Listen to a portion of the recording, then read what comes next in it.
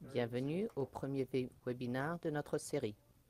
Avant de commencer avec le discours de Dr. Alagia, il vous faut savoir que les participants qui écoutent en français, en bas à gauche de votre écran, vous pouvez sélectionner le langage de votre choix afin de savoir et de pouvoir suivre sur le PowerPoint du côté gauche. Vous cliquez sur le PowerPoint afin de pouvoir suivre.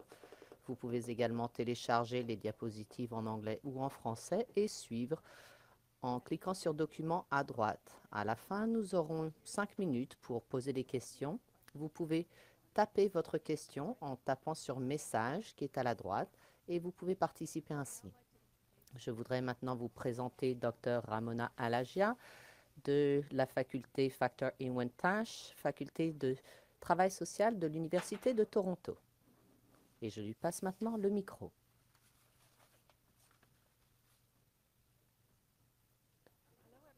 Bonjour à tous, c'est Ramona Alagia et je suis vraiment ravie d'être aujourd'hui avec vous. Et je vais vous parler de la facilitation des divulgations d'abus sexuels, ce que tous les intervenants auprès des enfants et des jeunes doivent savoir. Je dois vous faire savoir que mon travail provient d'années d'expérience dans le domaine de la santé mentale avec les enfants. Ma formation il y a à peu près 25 ans est l'abus sexuel, les évaluations ainsi que les traitements. Je suis vraiment ravie de vous parler de la divulgation et de la facilitation de celle-ci.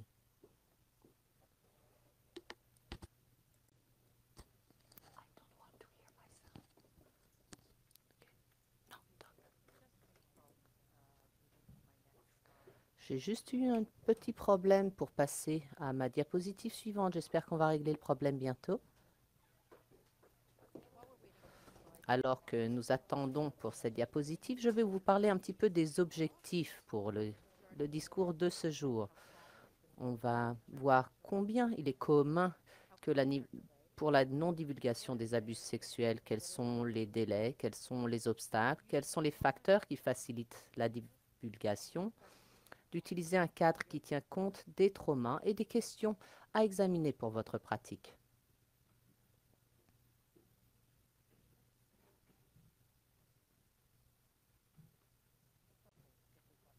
D'accord, je pense que nous avons pu obtenir la diapositive maintenant.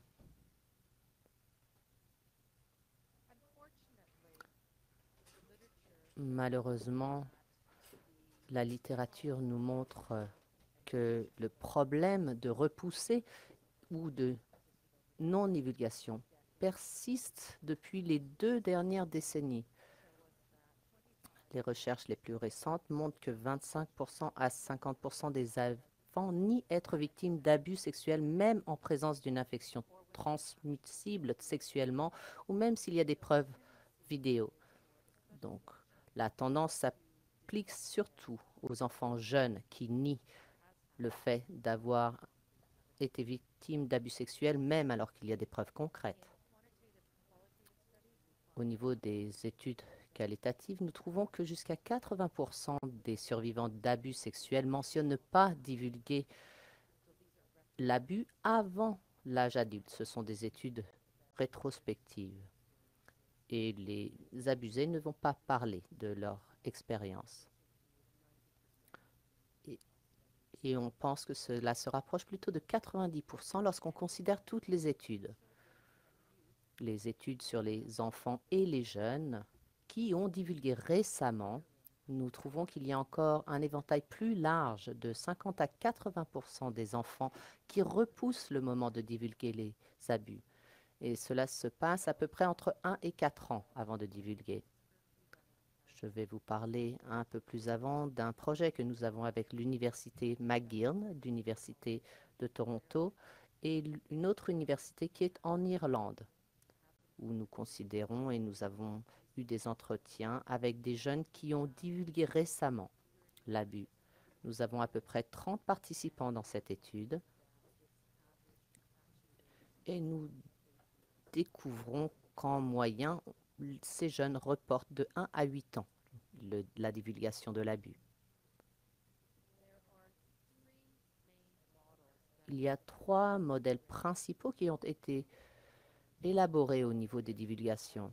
Il y a ceux que j'ai élaborés en 2004, de nombreuses façons de signaler les abus, le processus de divulgation de Stoller, Nelson Gardell et la formule contenant le secret de McElvany Green et Hogan. Ce sont des modèles assez importants sur lesquels nous devons nous reposer lorsqu'on parle de la divulgation des enfants. Il y a des points communs entre ces 3 modèles. Je ne vais pas en parler en détail juste parce que nous n'aurons pas le temps. Mais le thème principal de ces 3 différents modèles est que c'est un processus qui dure toute la vie.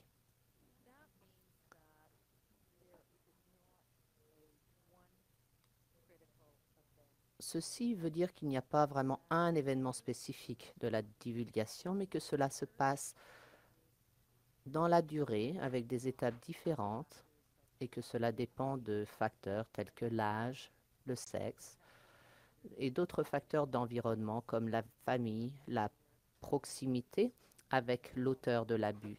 Tout cela déterminera combien de temps ce processus de divulgation va prendre pour les victimes. Ceci dit, de s'attendre à une divulgation qui soit consistante et qui soit vraiment claire de la part des jeunes et des enfants, c'est vraiment une attente vraiment non réaliste. Cette divulgation se passe de nombreuses différentes façons et durant la durée. Et surtout s'ils ont des relations de confiance. Et ces relations de confiance prennent du temps à établir. Plus récemment, nous avons examiné de façon très attentive au niveau du traumatisme et de l'abus. On a étudié plus de 30 études et les différentes tendances de divulgation. Nous avons découvert qu'il y a des tendances vraiment essentielles et que les praticiens doivent être au courant lorsqu'ils considèrent la divulgation. Tout d'abord, la divulgation tend à augmenter avec l'âge. Ce n'est pas surprenant, alors que les capacités développementales et des connaissances se développent avec l'âge. Et donc la capacité de pouvoir parler se développe. Les garçons sont moins susceptibles de divulguer les abus. Nous ne sommes pas certains. Peut-être que cela a à voir avec la culture, l'abus, ce que la veut dire d'être un garçon, et que les garçons ne sont souvent pas vus comme des victimes. Et on sait seulement que les garçons sont moins susceptibles de divulguer ces abus. Nous savons aussi que les divulgations sont plus rapides si l'auteur n'est pas près des familles. Ce n'est pas une découverte récente, parce que plus l'auteur reste proche de la victime, le moins évident il sera pour la victime de se confier et de se sentir en sécurité avant de divulguer.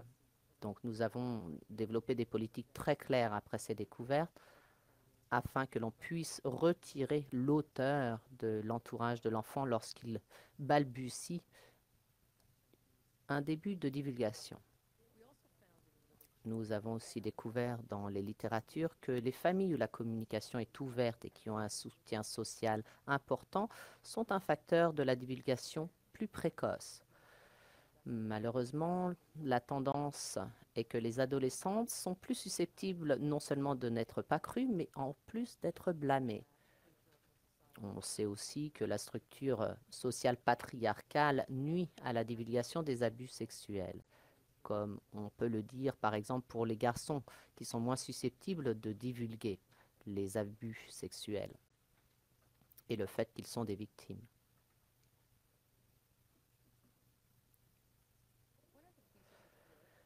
Quels sont les différents éléments de travail dans lesquels j'ai été impliqué durant les 15 dernières années et je continue mon implication dans ces nouveaux projets? C'est-à-dire que nous considérons les différents types de divulgation, ceux qui ont été établis dans le passé, ceux qui sont émergents au niveau des données. Nous pensons plus que les divulgations sont délibérées, qu'elles sont intentionnelles, elles peuvent être accidentelles quand il y a une découverte par une partie tierce ou que quelqu'un en a été témoin, ou qu'il y a eu peut-être une maladie sexuellement transmissible qui était découverte. Donc ces divulgations, dans ce cas, sont accidentelles et non initiées par l'enfant abusé. Récemment, nous avons considéré des divulgations comportementales, c'est-à-dire que ces divulgations ne sont pas énoncées. Et ces divulgations se font par des actions. L'enfant essaye de faire quelque chose pour montrer que quelque chose vraiment les dérange ou qu'il y ait des symptômes qui émergent dus au traumatisme dont l'enfant a fait l'expérience. Un autre type de divulgation est celle qui serait provoquée. Et c'est là, quand un adulte bienveillant se sent concerné et soupçonne qu'il y ait eu quelque chose et qu'il commence à poser des questions et demande à l'enfant ce qui se passe. Ces divulgations semblent être problématiques parce que ce type de preuve au tribunal n'est pas utilisé et on a tendance même à utiliser ces preuves contre l'enfant, alors que ce sont, lorsque les thérapeutes, par exemple, ont provoqué la divulgation, ils peuvent être accusés d'avoir poussé l'enfant à faire une divulgation qui ne serait pas véridique. Dans la recherche que j'ai faite, on a réalisé aussi qu'il y a des déclenchements de divulgation où la mémoire, par exemple, a été opprimée et qu'ensuite il y a une précipitation de la divulgation par un autre événement déclencheur. Cela déclenche des pensées, des symptômes, peut-être un événement de la vie. La naissance d'un enfant, par exemple, peut déclencher la divulgation de l'abus sexuel. Quels sont les types que nous avons découverts grâce à ces données émergentes et quels sont les projets que nous avons faits? C'est que dans ces cas-là, nous avons les mêmes buts, mais on peut mesurer un petit peu les données en fonction de la personne qui a été abusée et en fonction de ses réponses. Et qui peut-être peut se retirer, se mettre en retrait s'ils ne se sentent pas en sécurité, ni qu'il y ait une réponse positive. Ou peut-être qu'on leur présente un scénario hypothétique en disant, tu sais, on a cet ami qui a ce problème. Et que les gens ne veulent pas parler vraiment d'eux-mêmes, mais on veut voir comment la personne va réagir lorsqu'on leur parle de cela. Et en fonction de la réaction, soit nous allons aller de l'avant pour obtenir des informations supplémentaires, ou alors on va au contraire faire une retraite peut-être et faire une petite pause ou essayer avec une autre personne. Finalement, la dernière divulgation que nous avons réalisée grâce aux entretiens faits, c'est qu'il y a une divulgation naïve, ou surtout avec des très jeunes enfants, on leur dit qu'est-ce qui se passe. Ils n'ont aucune idée de ce que peut être l'abus sexuel, donc ils vont peut-être vous dire, par exemple, mon oncle m'a montré de la pornographie sur son ordinateur, ou bien des gens qui s'embrassent, qui se touchent à la télé, et qui n'aient aucune idée que cette exposition fasse partie de l'abus sexuel. En considérant la recherche disponible aujourd'hui et en faisant nous-mêmes nos recherches, on a réalisé qu'il y avait des facteurs qui accélèrent la divulgation. L'un des thèmes qui soit ressorti dans les données de nos entretiens, c'est que très souvent, les participations vont donner la raison de la divulgation parce que les choses s'empiraient, qu'ils ne pouvaient plus le supporter, qu'ils se faisaient du souci, qu'ils avaient peur. Et surtout, au moment de la puberté, la peur de tomber enceinte et l'escalade de l'abus. De réaliser aussi tout simplement que l'abus n'est pas normal. Donc l'éducation sexuelle et d'une éducation sexuelle au niveau du curriculum scolaire est important afin que les jeunes puissent se dire « Mon Dieu, cela m'arrive à moi-même et maintenant je sais que cela ne devrait pas m'arriver ». Donc on ne peut pas sous-estimer la valeur inestimable de l'éducation sexuelle dès un âge jeune et de tenir des forums d'éducation pour les jeunes quant à ce qui tient au sexe, leur partie physique normale, qu'est-ce qui est un attouchement normal ou non normal. Donc, les informations concernant les abus, les mesures à prendre, de faire des assemblées dans les écoles, des discussions sur la prévention, ce sont bien sûr des choses dont les jeunes nous font part dans les entretiens, de trouver différentes façons de parler de l'abus qu'ils ont subi. Un autre facteur qui accélère la divulgation est la description d'une augmentation de symptômes problématiques, surtout l'anxiété, des idées suicidaires, des troubles de l'alimentation. Et ils ne parvenaient plus à gérer ces symptômes eux-mêmes et qu'ils essayaient de développer des comportements pour faire face et ces comportements ne fonctionnent plus pour eux. Et dans ces cas-là, ils vont chercher un adulte pour commencer à parler. Une baisse de la performance scolaire est un fait pour nombre des participants dans notre étude de recherche. Ça peut être aussi un facteur pour divulguer. Ou alors on veut se ressortir de l'abus, par exemple, et à un point ou à un autre, des symptômes ou d'autres choses entrent en jeu. Donc la performance scolaire tombe et cela les dérange profondément. La disponibilité d'un adulte de soutien ne peut être sous-estimée. Ce thème est revenu encore et encore dans les entretiens que nous avons eus. Donc, par exemple, un membre de la famille élargie, quelqu'un à l'école, un adulte auquel on fait confiance deviennent essentiels parce que cela revient à être une ressource pour l'enfant à qui il peut parler. Et encore d'une façon qui augmente, c'est qu'il n'y ait pas juste une déclaration faite, mais que pendant le temps, ils savent qu'ils peuvent se tourner vers cette personne et continuer à raconter leur histoire jusqu'à ce que de façon progressive, ils racontent leur histoire tout entière.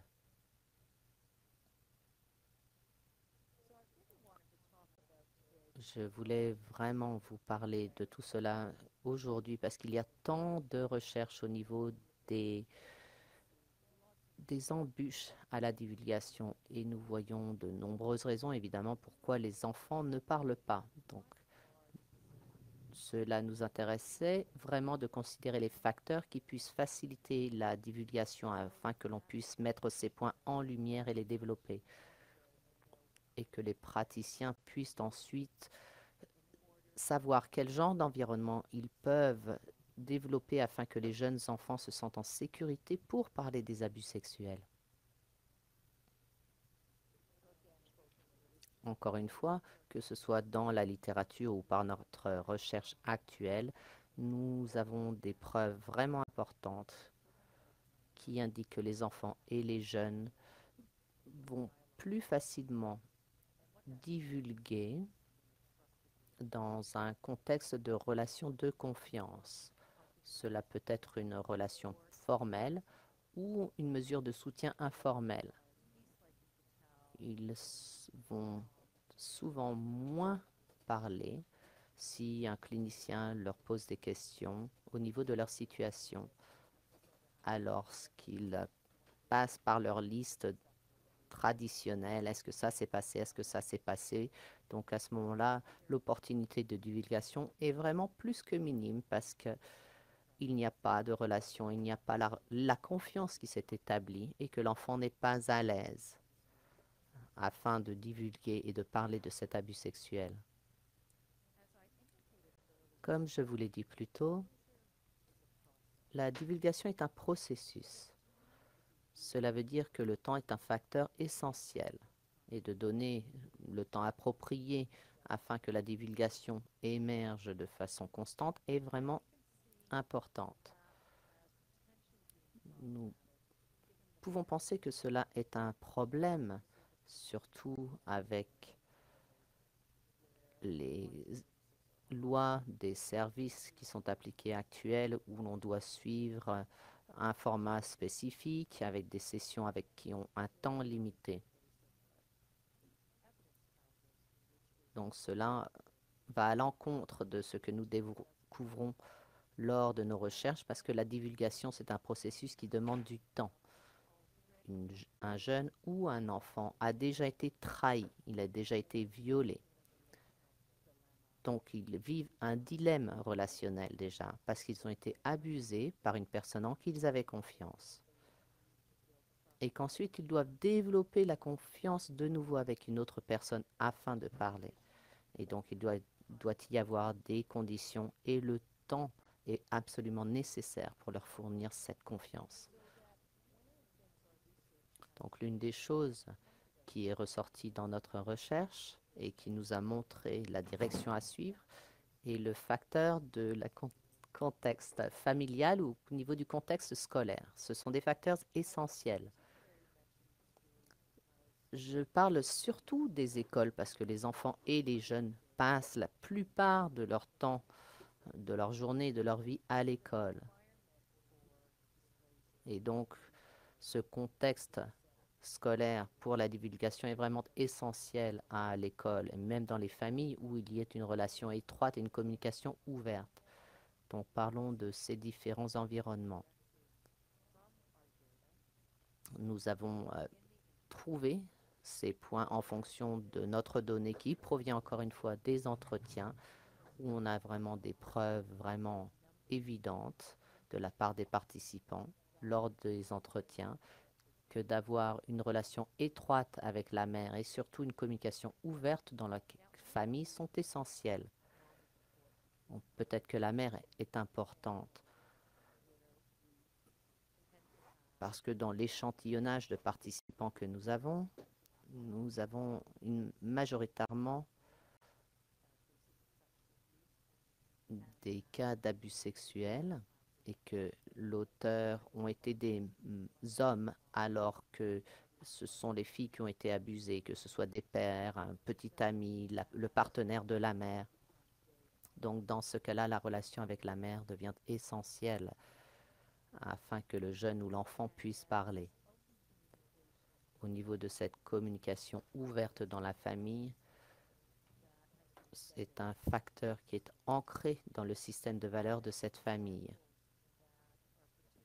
Donc certains exemples que nos participants ont partagés avec nous et que par exemple dans ma famille on pouvait parler de tout.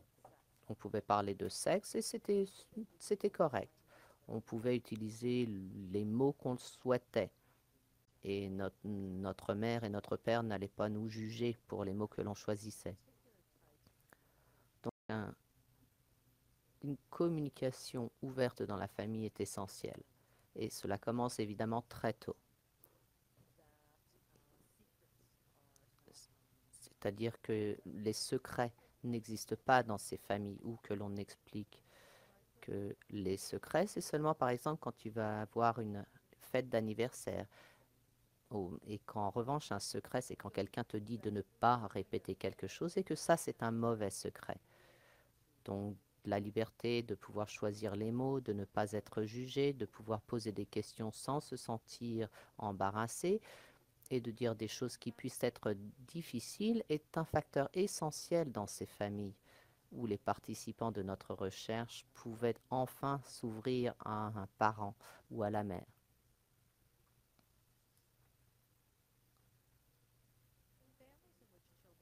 Les familles au sein desquelles les enfants sont encouragés à parler de leurs expériences ainsi que de leurs sentiments sont un autre facteur de divulgation.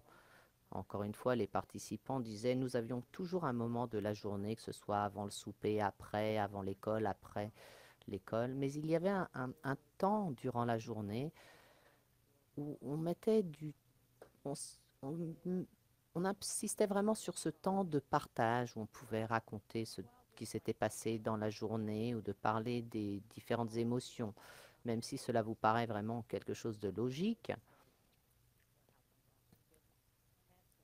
ou si les enfants, par exemple, reçoivent des réponses, bon, c'est bien, ça va, et on dirait que les parents qui sont un facteur de divulgation, c'est que les parents sont vraiment impliqués en demandant aux enfants qu'est-ce qui s'est passé dans la journée ou qu'on utilise des tableaux pour refléter l'humeur de l'enfant et l'aider à s'exprimer.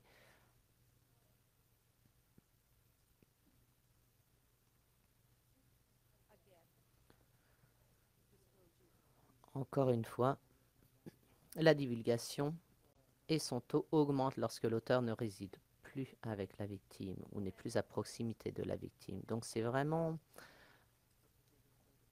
un problème parce que les auteurs font tout ce qu'ils peuvent pour dissimuler ce qu'ils font et pour convaincre la victime de ne pas parler.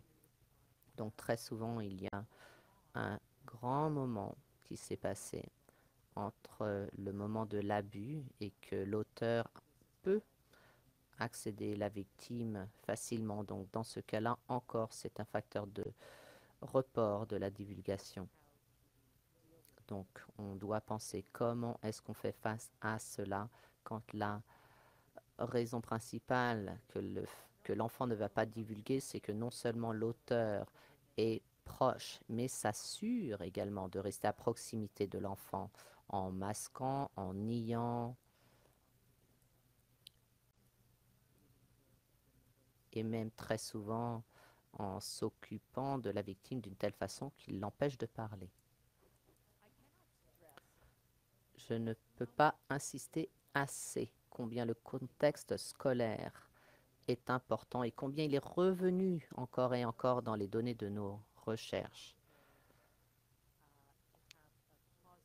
Et qu'il est important pour les jeunes qui veulent divulguer qu'ils aient une expérience positive du contexte scolaire et qu'ils se sentent libres de pouvoir se libérer justement de cet abus qu'ils ont enduré. Donc très souvent, ce qu'ils nous disaient, c'était un peu ça. Un jeune recevait de l'information, une session d'éducation sur la sexualité en général, mais aussi sur l'abus sexuel, alors qu'il grandissait. Et ça, c'était des sessions plus spécifiques. Donc c'est une période vraiment critique, cette période scolaire auquel nos participants ont fait référence et que c'est là où ils ont réalisé que ce qui se passait pour eux n'était pas normal et qu'ils étaient en fait abusés et qu'on leur montrait différentes options et de ce qu'ils pourraient faire pour s'en sortir. Donc on ne peut sous-estimer les effets des séances d'information scolaire, de l'éducation sexuelle qui sont faites à l'école, surtout pour ces personnes qui subissent l'abus sexuel et afin qu'elles puissent divulguer cet abus. Donc, toute sensibilisation, tout programme de prévention peut déclencher la divulgation par le jeune ou l'enfant. Cependant, nous faisons encore face à un paradigme dans l'éducation où les éducateurs sont de plus en plus sous pression et responsabilisés de faire certaines des choses qui sortent de leur rôle de simple professeur. On leur demande un petit peu d'être des conseillers, des travailleurs sociaux, et je dis ceci parce que dans certains domaines ou juridictions avec lesquels j'ai eu des contacts, la discipline au niveau du travail social a perdu les fonds, quelquefois 50% des fonds. Donc ces ressources de travailleurs sociaux ne sont plus disponibles, par exemple, pour les enfants qui voudraient divulguer ou pour que les professeurs s'adressent. Et, et cela est évident surtout pour des professeurs qui sont très attentionnés et concernés par leurs étudiants. Donc dans ce cas-là, le contexte scolaire, ils disent que la divulgation ne peut être faite à l'école parce qu'ils n'ont pas les moyens de le faire. Et pourtant, c'est le lieu où les jeunes pensent que c'est une ressource pour eux et qu'ils pensent qu'ils ont des relations importantes au niveau scolaire. Donc alors que l'on récupère ces données qui nous informent que le contexte social est essentiel pour les divulgations, Les ressources, en revanche, sont plus que minimes.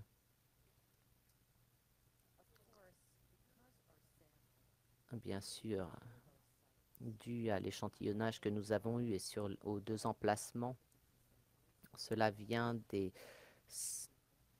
centres de défense de l'enfance et des services qu'ils fournissent.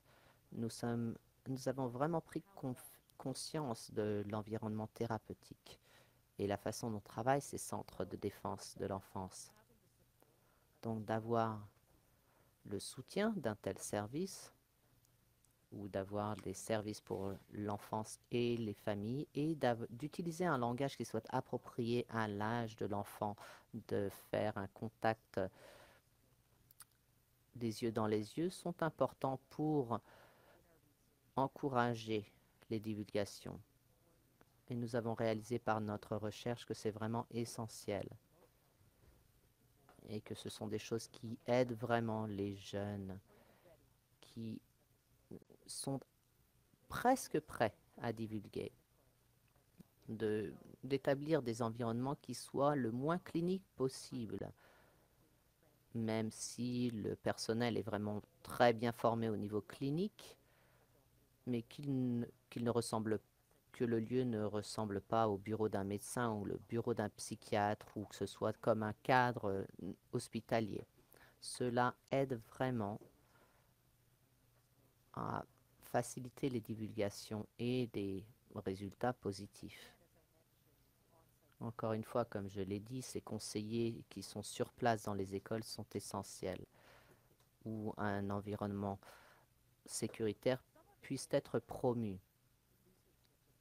Certaines des choses dont les chercheurs ont parlé et qu'ils ont partagé avec nous, c'est au niveau des environnements thérapeutiques. On les appelle par exemple des maisons sécuritaires ou des endroits où l'on se sent en sécurité.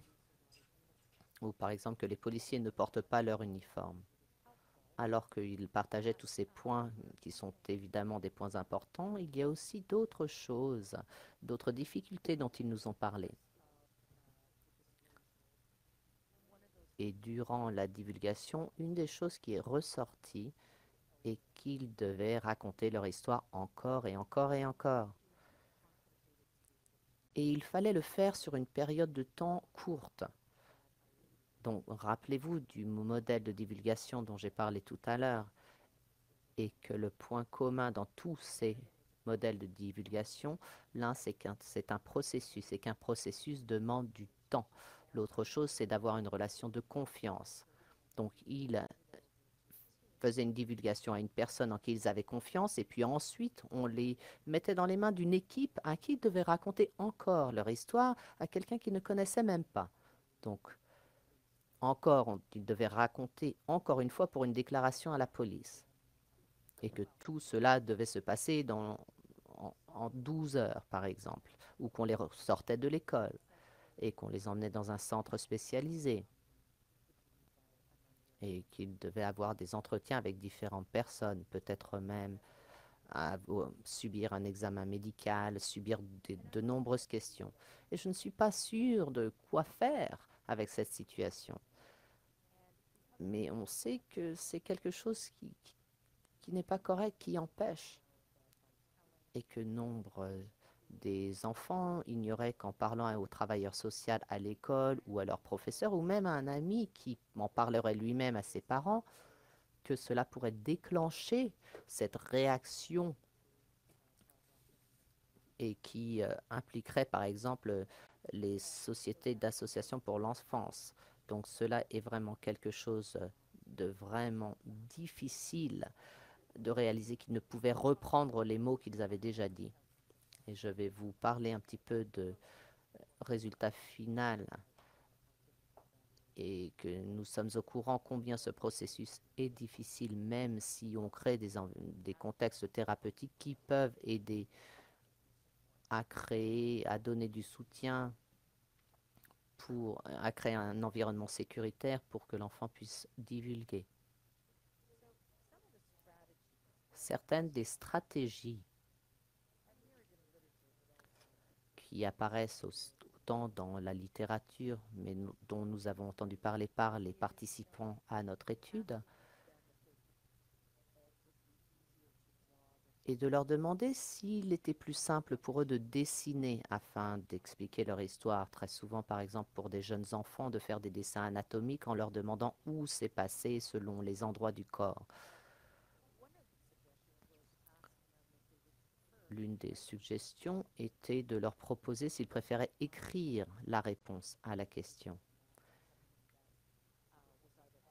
Et j'étais assez surprise de voir quelques-uns qui pensaient que c'était quelque chose qui les aidait ou qui pourrait les aider dans le futur.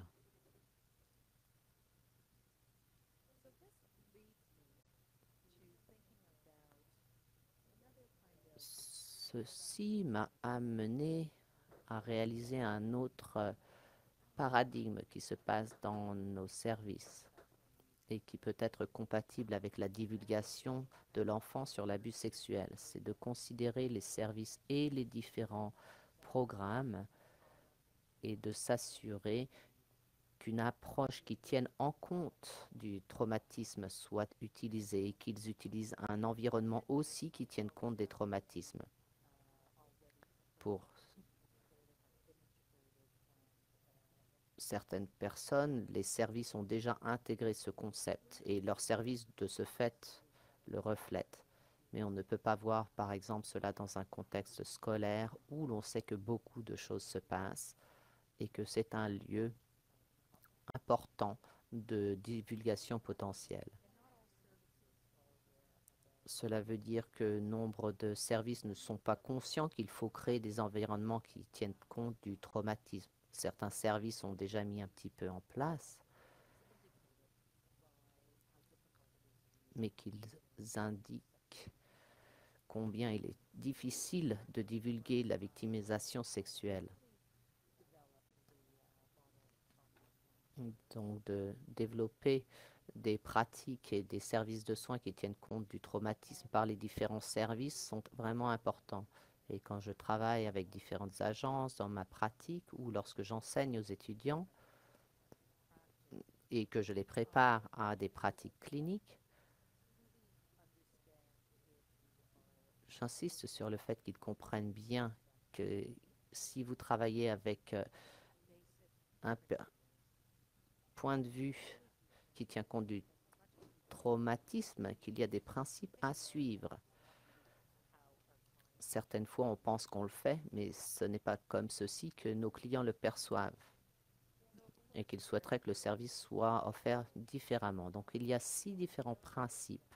Si vous ne les connaissez pas bien, c'est dans tous les différents aspects des organisations. Et pour chaque personne qui soit impliquée dans ces services, ça ne peut pas être seulement les administrateurs, mais ça doit concerner aussi la réceptionniste, la personne qui ouvre la porte, pour les personnes qui s'occupent de l'intendance du bâtiment, toutes les autres personnes qui sont impliquées au niveau de ce service. Et que toutes ces personnes impliquées considèrent ces 6 critères: la sécurité, la confiance, le choix et le contrôle, la collaboration, l'autonomisation et de mettre un accent sur les forces. Encore une fois, cela peut paraître logique, mais lorsque nous révisions nos données pour cette recherche sur la divulgation, ce qui paraît être sécuritaire pour une personne ne peut ne pas l'être pour une autre. Ou si on regarde le choix, le contrôle et la collaboration, les 3 C,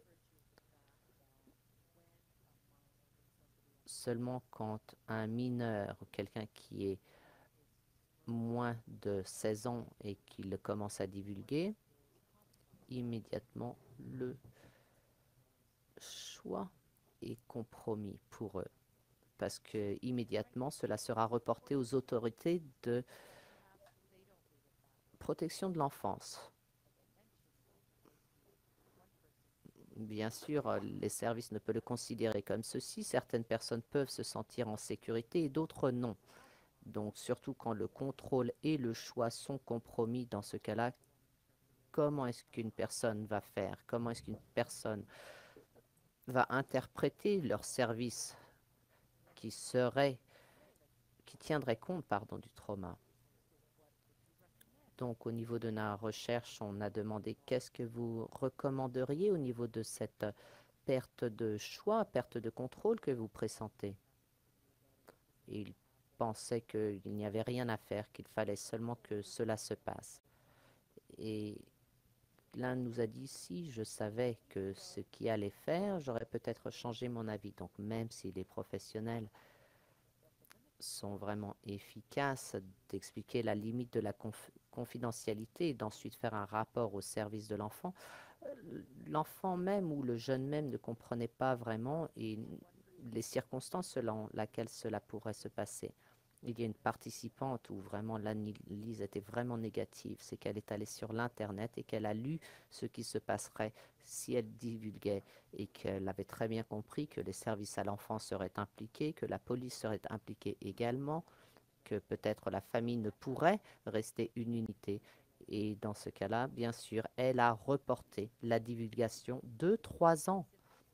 Et ce n'était pas avant que ces symptômes deviennent vraiment problématiques qu'elle a réussi à s'ouvrir en se disant qu'est-ce qui se passe et alors elle a divulgué l'abus. Donc c'est encore un problème vraiment important sur lequel nous devons collaborer. C'est-à-dire que d'un côté, il faut que informer le client, oui, on va rester confidentiel à moins que vous nous disiez ça, et les répercussions. Donc, qu'est-ce qui serait logique? Quels seraient les principes qui sont difficiles à respecter?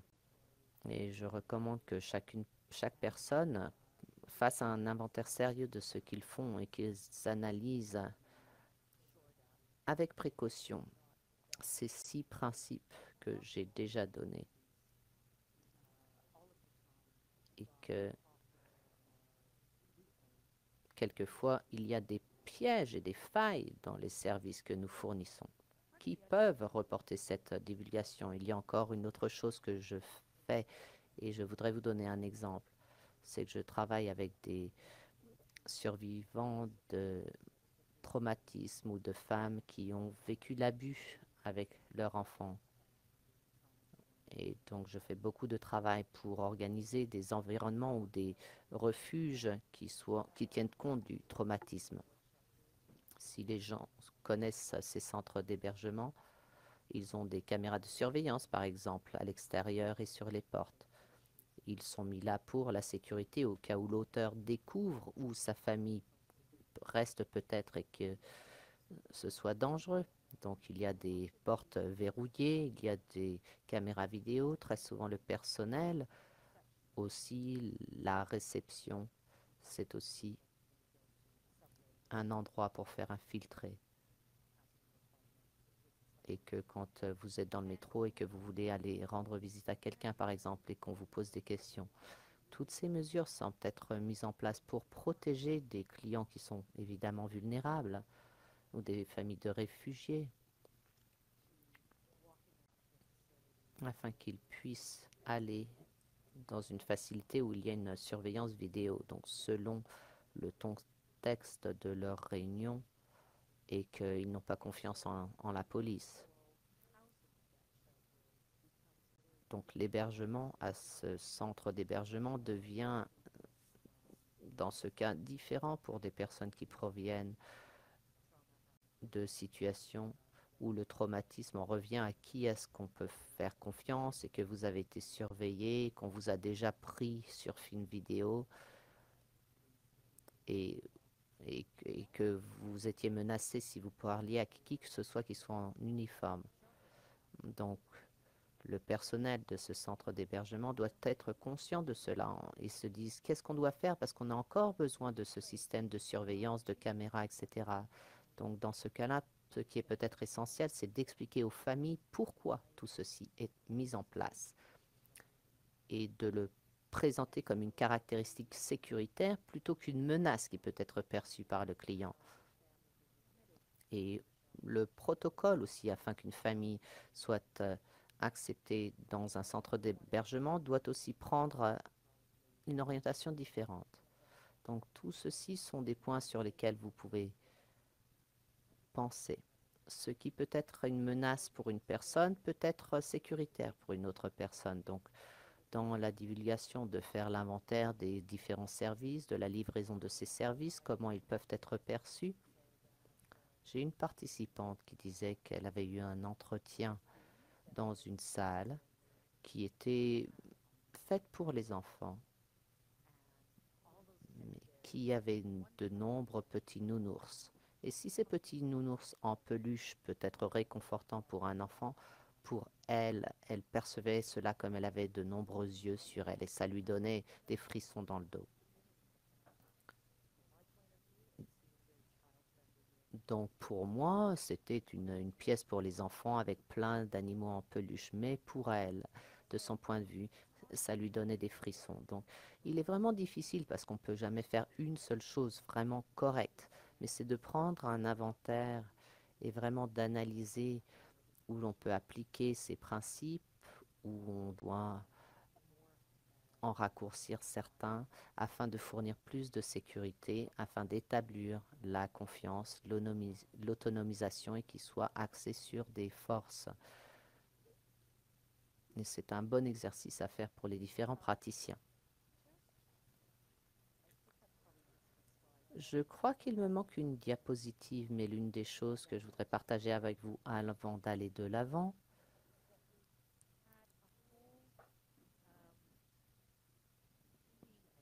et qu'on a un domaine de thème, une thématique qui est ressortie en finale lorsqu'on a posé une question finale à tous nos participants à cette étude. Nous avons posé deux questions. L'une était, si vous pouviez refaire tout cela, est-ce que vous le feriez ou est-ce que vous le feriez de façon différente? Et quels conseils est-ce que vous voudriez donner aux autres jeunes qui n'ont pas encore divulgué mais qui pensent à le faire? La plupart des réponses étaient c'était difficile. C'était vraiment difficile. Cela faisait mal. C'était douloureux, mais je le referais d'eux. Et ils encourageraient vraiment les autres à sortir de leur cachette parce que pour eux, l'abus était terminé. Même dans les familles où il y avait bien sûr une réorganisation, il y avait toujours le sentiment que cela devait arriver et qu'il recommandait vraiment avec insistance que les jeunes divulguent. Donc il y a vraiment quelque chose qui les a renforcés au niveau de la divulgation. J'ai eu cet entretien avec peut-être 12 personnes et c'était seulement dans un cas unique qu'une personne a dit si elle devait le refaire, elle ne le referait pas de divulguer. Mais ils pensaient que c'était la seule façon pour eux d'aller de l'avant et afin d'obtenir l'aide dont ils avaient besoin. Et comme je l'ai dit, dans de nombreux cas, les cas d'abus étaient dans la famille et dans quelques cas, c'était des membres en dehors de la famille. Donc c'est vraiment intéressant de voir que l'on voit cette tendance, que l'abus sexuel est vraiment courant dans la famille et que s'il y a de l'abus dans la famille, cela augmente les possibilités d'abus en dehors de la famille. Et surtout si c'est un membre de la famille qui est l'auteur de ces abus. Je pense qu'aussi l'un des points forts qui a été mentionné, c'était un thème important encore une fois, c'était que les services soient disponibles afin qu'ils puissent avoir de l'aide. Si vous vous souvenez, l'un des facteurs qui précipite, c'est que par exemple que les symptômes deviennent vraiment terribles au niveau de l'anxiété, des idées suicidaires, de l'impossibilité de dormir par exemple, de pouvoir accéder à des services thérapeutiques était vraiment une conséquence vraiment très positive. Et ils nous ont fourni des exemples vraiment importants et des techniques cognitives, par exemple, qui les ont aidés avec leur anxiété. Il y avait certaines méthodes utilisées par les thérapeutes. Il y en a une qui était spécifique, qui s'appelait du riz à la lavande. C'était un riz qui la calmait, qui était parfumée à la lavande, et ils pouvaient mettre leurs mains dedans au moment quand ils étaient extrêmement anxieux afin de pouvoir s'apaiser. Donc ils ont utilisé ainsi des techniques qu'ils pouvaient emporter avec eux. Parce qu'une fois que la divulgation était faite, cela ne voulait pas dire que les symptômes ou les comportements étaient minimisés. Quelquefois, ces symptômes s'empiraient, mais à partir du moment où ils avaient le soutien et les techniques pour y faire face, et aussi que la famille puisse accéder à des services thérapeutiques dont ils ont besoin. Donc je voudrais seulement vous montrer ceci et vous parler des problèmes qui sont ressortis et des problèmes inattendus, des réactions en chaîne, cette perte de contrôle, cette perte de choix, que malgré tout cela, en finale, les jeunes pensaient toujours que c'était la meilleure décision qu'ils avaient faite. Que cette peur, par exemple, de devenir enceinte ou l'escalade de l'abus, et que ces problèmes pouvaient être mis en lumière et qu'on pouvait gérer ces problèmes après la divulgation. Je pense que j'en termine maintenant avec ma présentation PowerPoint ainsi que mon petit discours. Donc je voudrais poser quelques questions afin que vous puissiez y penser. Pas juste maintenant, mais alors que vous retournez à votre bureau ou à vos différents services. Qu'est-ce que vous faites? Quelles mesures efficaces prenez-vous pour les divulgations d'abus sexuels? C'est toujours bien de pouvoir identifier ce qui fonctionne bien afin de pouvoir le faire plus. En écoutant ce discours, quels sont les facteurs qui pourraient faciliter la divulgation que vous avez pu identifier? Peut-être qu'il y a des choses que vous ne faites pas encore que vous pourriez faire. Peut-être qu'il y a certains services ou certains programmes qui peuvent mieux tenir compte des traumatismes, par exemple. Donc, je vais vous laisser considérer ces différentes questions et je voudrais aussi vous passer la parole maintenant pour les questions éventuelles que vous pouvez avoir. Vous pouvez aller dans la boîte de clavardage qui est sur votre écran. Donc, pensez un petit peu. Si vous voulez me poser une question, vous la clavardez et je ferai de mon mieux pour y répondre.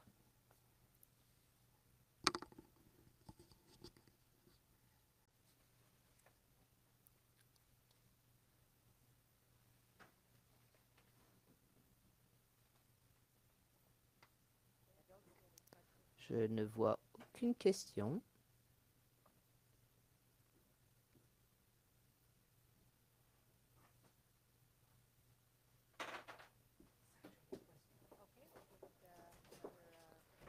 Bon, on va donner encore 30 secondes ou quelque chose comme ça.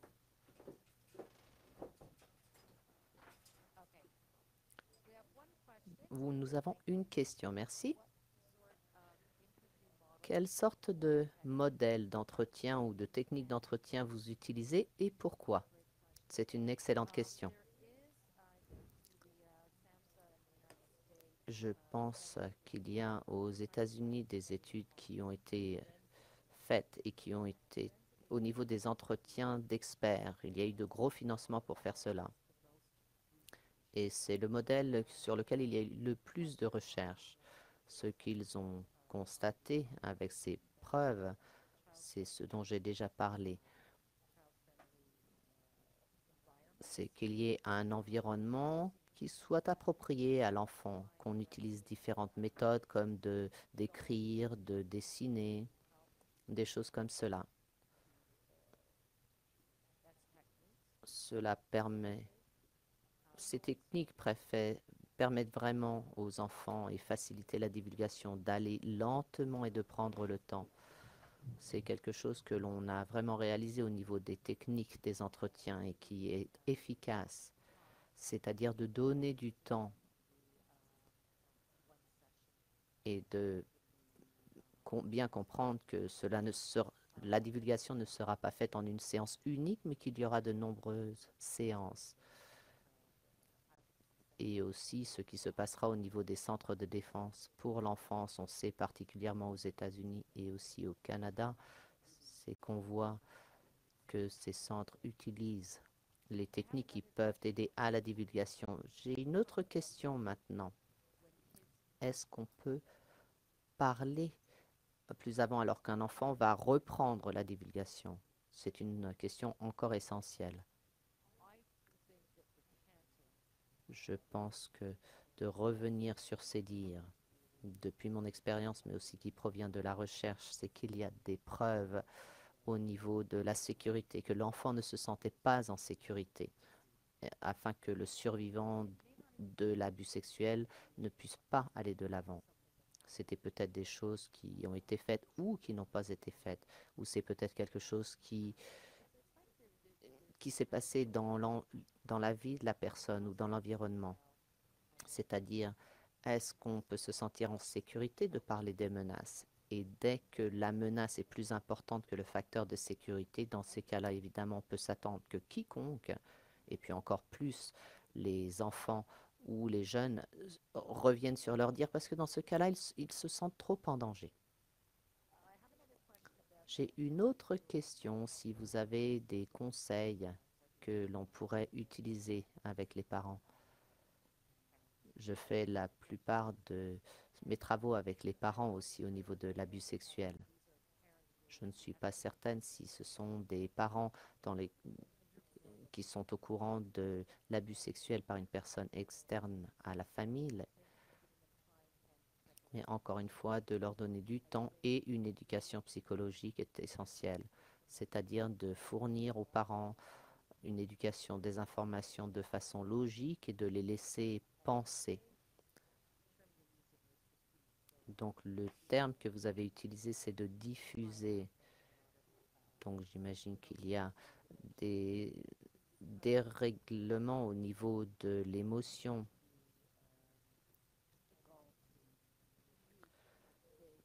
Parce que même si les parents ne sont pas impliqués dans cet abus sexuel, ils se sentent tellement coupables de ne pas avoir pu protéger le contact ou de ne pas être au courant de l'abus et de ne pas pouvoir mettre l'enfant en contact avec quelqu'un qui puisse les aider.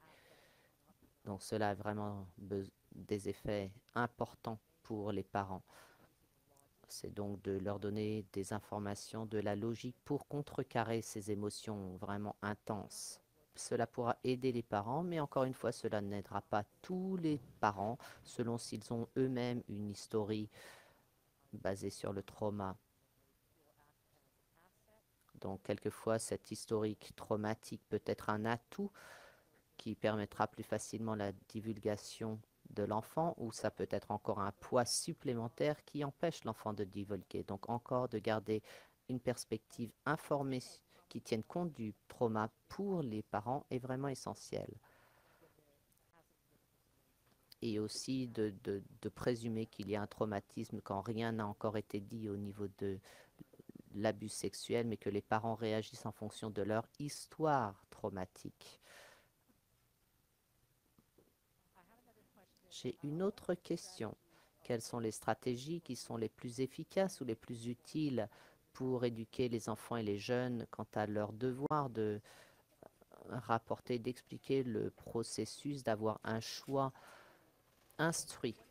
Et comment l'expliquer? Quelque chose que j'utilise dans mes classes alors que je parle aux travailleurs sociaux avant qu'ils passent à l'étape de pratique, c'est que cela doit se passer vraiment à une étape précoce et qu'on doit rappeler cette obligation de rapporter. Certains des cliniciens avec lesquels j'ai travaillé arrivent à intégrer cela dans leurs sessions de conseil en faisant des petits rappels et qu'ils expliquent encore ce qui se passera, mais que l'on peut aussi contrecarrer cela parce que pourquoi est-ce que quelqu'un dirait certaines choses alors que l'on ne veut pas que qui que ce soit en sus du thérapeute soit au courant? C'est qu'avec le temps, le conseiller peut dire oui, de rapporter cela à l'association des services à l'enfance peut faire très très peur. Mais est-ce qu'on peut considérer ce qui pourrait potentiellement se passer si on ne le fait pas? Donc encore une fois, vous pouvez dans ce cas-là inclure une troisième personne afin que les enfants ne se sentent pas contraints à la divulgation. Vous ne voulez absolument pas contraindre. Dans la durée, les enfants vont commencer à comprendre ce qui va se passer, développer des stratégies pour faire face à ce qui va se passer lorsqu'ils divulguent. Donc, d'en parler tôt dans la relation ainsi que de faire des rappels aux clients, c'est important. Et comment est-ce qu'on peut développer des stratégies pour faire face à ce qui risque de se passer? On vient de me dire que nous avons utiliser tout le temps alloué. Je sais qu'il y a de nombreuses questions, mais on doit conserver l'œil sur l'horloge. Merci de bien penser à mon discours et les différents points que j'ai soulevés. Merci.